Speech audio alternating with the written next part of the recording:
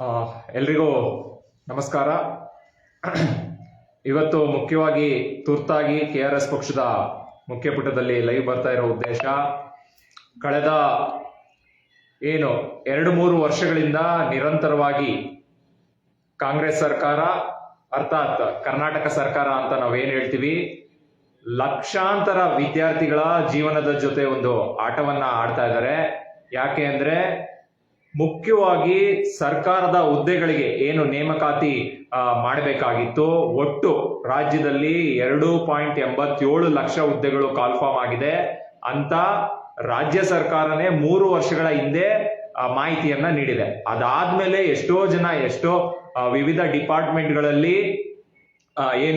Retirement ಆಗಿರೋರು ಅಥವಾ ಸ್ವಯಂ ನಿವೃತ್ತಿ ಹೊಂದಿರೋರು, ಈ ರೀತಿ ನಾವು ತಗೊಂಡ್ರೆ ಆ ಹುದ್ದೆ 3 ಲಕ್ಷಕ್ಕಿಂತ ಹೆಚ್ಚು ಹುದ್ದೆಗಳು ದಾಟುತ್ತೆ. ಆದ್ರೆ ಕಳೆದ 3 ವರ್ಷಗಳಲ್ಲಿ ಸರ್ಕಾರ ತುಂಬಿರೋದು ಕೇವಲ 5,000-10 ಸಾವಿರ ಹುದ್ದೆಗಳು. ಆದ್ರೆ ಈ ಒಂದು ಕಾಂಪಿಟೇಟಿವ್ ಎಕ್ಸಾಮ್ಸ್ಗೆ ಪ್ರತಿಯೊಂದು ಜಿಲ್ಲೆಗಳಿಂದ ಇಡೀ ರಾಜ್ಯದಲ್ಲಿ 10 ಲಕ್ಷಕ್ಕಿಂತ ಹೆಚ್ಚು ವಿದ್ಯಾರ್ಥಿಗಳು ಪ್ರತಿ ದಿವಸ ಮನೆ ಮಠವನ್ನ ಬಿಟ್ಟು ಯಾವುದೋ ಒಂದು ಲೈಬ್ರರಿಗಳಲ್ಲಿ 1 ವರ್ಷ 2 ವರ್ಷ ಇವತ್ತು ನೋಟಿಫಿಕೇಶನ್ ಮಾಡ್ತಾರೆ, ನಾಳೆ ನೋಟಿಫಿಕೇಶನ್ ಮಾಡ್ತಾರೆ ಅಂತ ಜಾತಕ ಪಕ್ಷಿಗಳಾಗಿ ಕಾಯ್ಕೊಂಡು ಪ್ರಿಪರೇಷನ್ಸ್ ಮಾಡ್ಕೊಂಡು ಮನೆಗೂ ಹೋಗಕ್ಕಾಗ್ದರೆ ಅವರು ನಾವು ಕಾಂಪಿಟೇಟಿವ್ ಎಕ್ಸಾಮ್ಸ್ಗೆ ಪ್ರಿಪೇರ್ ಆಗ್ತಾ ಇದೀವಿ ಅಂತ ತಮ್ಮ ಇಡೀ ಒಂದು ಜೀವನದ ಭವಿಷ್ಯವನ್ನೇ ಒಂದು ಕಳ್ಕೊಳ್ಳೋ ಸ್ಥಿತಿಯನ್ನ ತಲುಪಿದ್ದಾರೆ.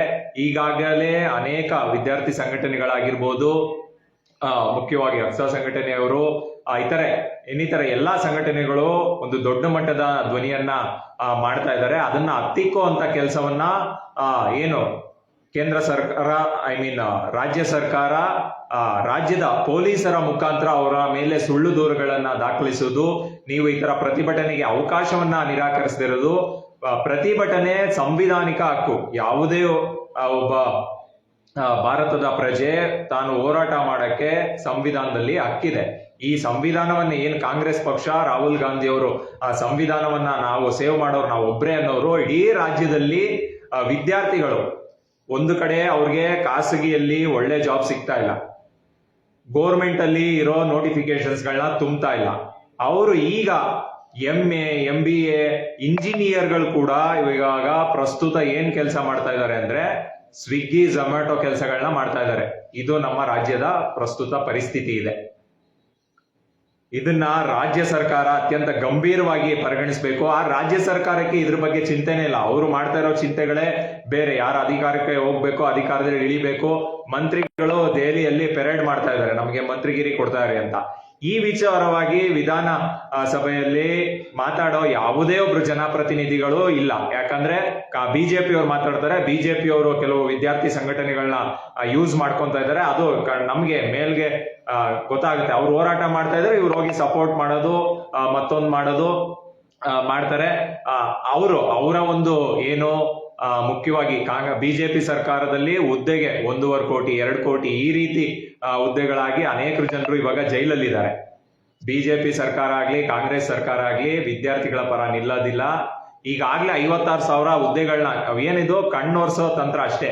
ಯಾಕೆ ಧಾರವಾಡದಲ್ಲಿ ಅಷ್ಟು ದೊಡ್ಡ ಮಟ್ಟದಲ್ಲಿ ಎಲ್ಲಾ ವಿದ್ಯಾರ್ಥಿಗಳು ಪ್ರತಿಭಟನೆಯನ್ನ ಮಾಡಿದ್ರು, ಅದಕ್ಕೆ ಒಂದು ಪ್ರತ್ಯುತ್ತರವಾಗಿ 56,000 ಫಿಲ್ ಮಾಡ್ತೀವಿ. ಯಾವಾಗ ಮಾಡ್ತೀವಿ, ಎಷ್ಟು ಮಾಡ್ತೀವಿ ಅನ್ನೋದು ಯಾವುದೇ ಮಾಹಿತಿ ಇಲ್ದರೆ ಬರೀ ಹೀಗೆ ಒಂದು ಸುಳ್ಳು ನೆಪಗಳನ್ನ ಕೊಟ್ಕೊಂಡು ಯಾವುದೋ ಒಂದು ಮೀಸಲಾತಿ ಕೊಡಿ, ನಾವು ಮೀಸಲಾತಿ ಕೊಡಿ ಅಂತಾನೆ ಹೇಳ್ತಾ ಇರೋದು.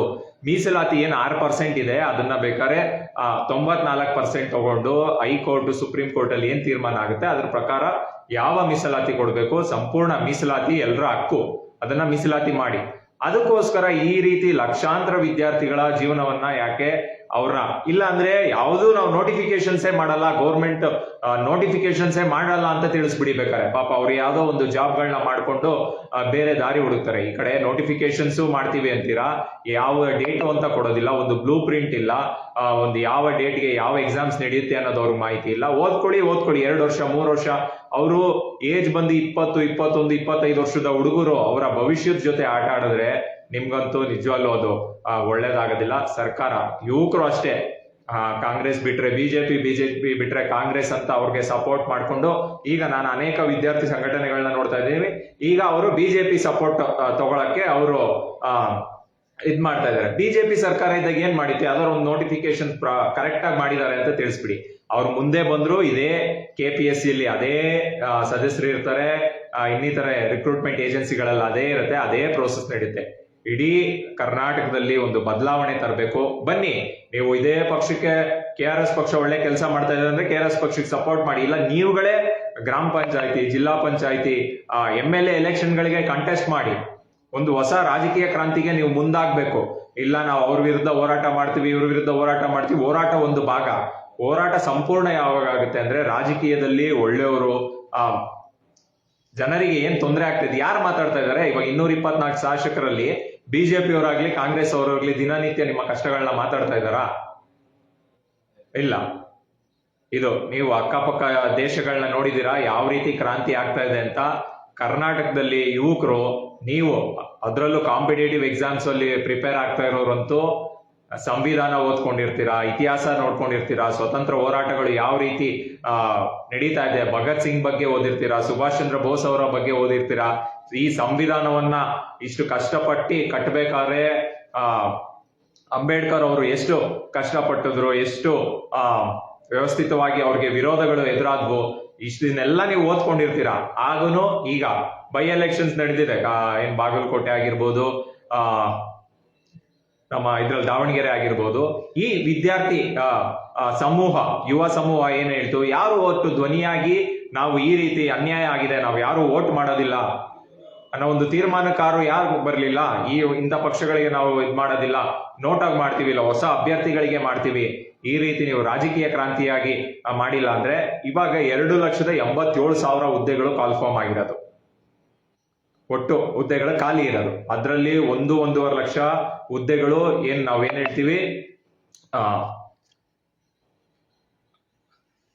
ಟೆಂಪ್ರವರಿ ಜಾಬ್ಸ್ ಗಳಿಗೆ ತಗೊಂಡಿದ್ದಾರೆ. ಅವ್ರನ್ನ ಯಾವಾಗ ಬೇಕಾದ್ರೂ ಅವ್ರನ್ನ ರಿಮೂವ್ ಮಾಡಬಹುದು.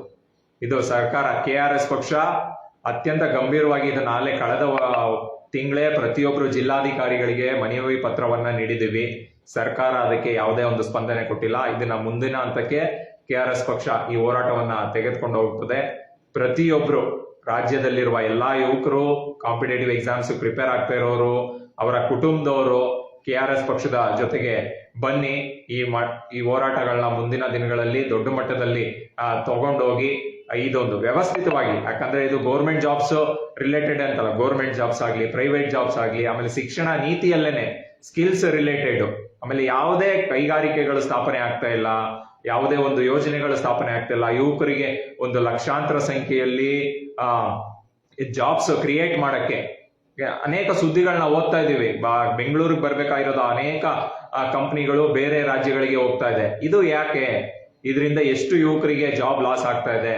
ಇದ್ರ ಬಗ್ಗೆ ಸಂಪೂರ್ಣವಾಗಿ ನೀವು ಆಲೋಚನೆ ಮಾಡಬೇಕು. ಒಂದು ಹೊಸ ರಾಜಕೀಯ ಕ್ರಾಂತಿಗೆ ನೀವು ಮುಂದಾಗಬೇಕು. ತಾವುಗಳೇ ನಿಂತ್ಕೊಳ್ಳಿ, ಗ್ರಾಮ ಪಂಚಾಯತಿಗೆ ನಿಲ್ಲಿ, ಜಿಲ್ಲಾ ಪಂಚಾಯತಿಗೆ ನಿಲ್ಲಿ, MLA ಎಲೆಕ್ಷನ್ಸ್ ಗಳಿಗೆ ನಿಲ್ಲಿ. KRS ಪಕ್ಷ ಒಳ್ಳೆ ಕೆಲಸ ಮಾಡ್ತಾ ಇದ್ದಾರೆ, KRS ಪಕ್ಷಕ್ಕೂ ಸಪೋರ್ಟ್ ಮಾಡಿ. ಅದು ಬಿಟ್ಟು ಬಿಜೆಪಿ ಬಿಟ್ರೆ ಬಿಜೆಪಿಗೆ ಜೈ, ಕಾಂಗ್ರೆಸ್ಗೆ ಜೈ, JDSಗೆ ಜೈ ಅಂತ ಹೋದ್ರೆ ನಿಮ್ಮ ಭವಿಷ್ಯ, ನಿಮ್ಮ ಮಕ್ಕಳ ಭವಿಷ್ಯ, ಮುಂದಿನ ತಲೆಮಾರು ಎಲ್ರಿಗೂ ಕೇವಲ ನಿಮ್ಮ ಮಕ್ಕಳು ಏನ್ ಮಾಡ್ಬೇಕು, ಡಿಗ್ರಿ ಮಾಡ್ಕೋಬೇಕು, ಸ್ವಿಗ್ಗಿ ಝೊಮ್ಯಾಟೊ ಓಡಿಸ್ಕೊಂಡು ಇರಬೇಕು. ಈ ರೀತಿಯ ಪರಿಸ್ಥಿತಿಗೆ ತಳ್ತಾರೆ. ದಯವಿಟ್ಟು ಇದನ್ನ ಗಮನ ಹರಿಸಬೇಕು. KRS ಪಕ್ಷ ಆಗ್ರಹ ಮಾಡ್ತಾ ಇದೆ, ಕೂಡಲೇ ನೇಮಕಾತಿ ಪ್ರಕ್ರಿಯೆಯನ್ನ ಆರಂಭಿಸಬೇಕು. ಈ 2 ವರ್ಷಗಳಲ್ಲಿ 2,87,000 ಹುದ್ದೆಗಳು ಕಾಲ್ಫಾರ್ಮ್ ಆಗ್ಲೇಬೇಕು.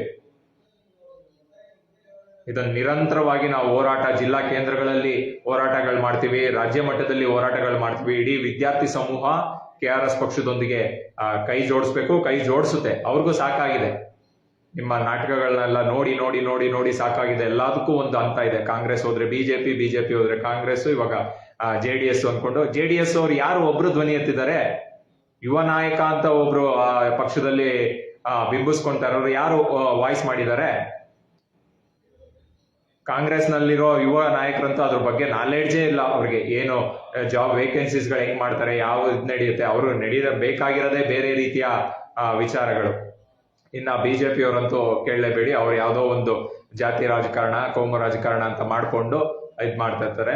ಅಭಿವೃದ್ಧಿ, ಜನರಿಗೆ ಉದ್ಯೋಗ, ಲಕ್ಷಾಂತರ ಜನ ವಿದ್ಯಾರ್ಥಿಗಳು ಏನ್ ಕಷ್ಟ ಪಡ್ತಾ ಇದ್ದಾರೆ ಅವ್ರಿಗೆ ಉತ್ತರದಾಯಿತ್ವವಾಗಿ KRS ಪಕ್ಷ ಕಳೆದ ತಿಂಗಳು ಎಲ್ಲಾ ಜಿಲ್ಲಾಧಿಕಾರಿಗಳಿಗೆ ಆಗ್ರಹ ಪತ್ರವನ್ನ ಕೊಟ್ಟಿದೆ. ಈ ಮುಂದಿನ ದಿನಗಳಲ್ಲಿ ದೊಡ್ಡ ಮಟ್ಟದ ಹೋರಾಟವನ್ನ ಕೈಗೊಳ್ಳುತ್ತೆ. ಅದಕ್ಕೆ ವಿದ್ಯಾರ್ಥಿಗಳೆಲ್ಲ ಕೈ ಜೋಡಿಸ್ಬೇಕು. ಅನೇಕ ವಿದ್ಯಾರ್ಥಿಗಳೇ ನಮಗೆ ಕಾಲ್ ಮಾಡಿ, ಸರ್ ನಮ್ಮ ಧ್ವನಿಯಾಗಿ ನಿಲ್ಲಿ ಅಂತ ನಾವು ಹೇಳ್ತಾ ಇದೀವಿ. ಯಾಕಂದ್ರೆ ನಾವು ಮಾಡ್ತಾ ಇರೋ ಕೆಲಸಗಳನ್ನ ಮೀಡಿಯಾದವರು ನಮ್ಗೆ ಸಪೋರ್ಟ್ ಮಾಡಲ್ಲ. ಅವ್ರು ಯಾರೋ ಮನೆ ಮುಂದೆ ಅವ್ರ ಮನೆಯಿಂದ ಇವ್ರ ಮನೆಗೆ ಹೋದ್ರು ಅನ್ನೋದನ್ನ ದೊಡ್ಡ ಸದ್ದೆ ಮಾಡ್ತಾ ಇದ್ದಾರೆ.